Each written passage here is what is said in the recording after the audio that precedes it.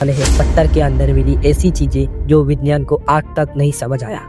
जरा सोचिए, लाखों करोड़ों साल पुराना एक पत्थर और उसके अंदर छुपा हुआ ऐसा सच जो हमारी पूरी इतिहास की किताबों को गलत साबित कर सकता है। अगर पत्थर बोल सकते थे तो शायद इंसान डर से चुप हो जाते। तो पहली चीज जो पत्थर के अंदर मिली थी वो है हथौड़ा।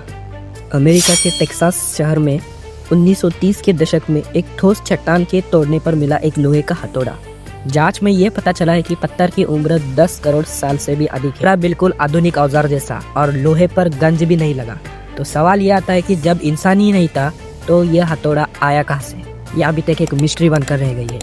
आपने भी पत्थर अपने हाथ में कभी ना कभी लिया ही होगा, तो आपने ये सोचा कि उस पत्थर में क्या होगा? कभी करके देखिए क्या मिलता है क्या नहीं। तो अगली चीज है 4 पैर वाला सांप का फॉसिल।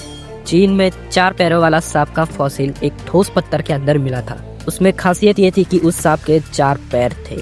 हैरानी की बात यह है कि यह पूरी तरह सांप जैसा दिखता था, लेकिन पैर है, मतलब सांप के तो पैर हमने देखे ही नहीं थे, लेकिन इस सांप को 4 पैर आए कहाँ से?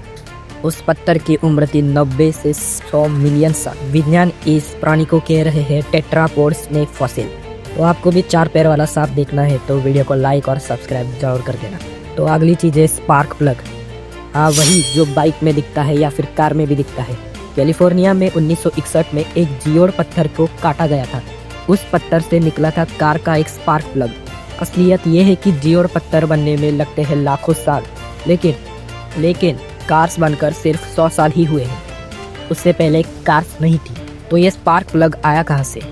यह एक मिस्ट्री बनकर रह गया है। अगली चीज़ है स्नेल। यूरोप में चट्टानी इलाकों में ठोस पत्थर के अंदर पूर्ण घोंघे का फॉसिल मिला था।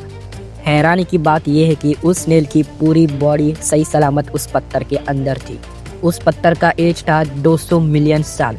उसका शेल और स्पाइरल पैटर्न बिल्कुल वैसा ही जैसा आज स्नेल में होता है।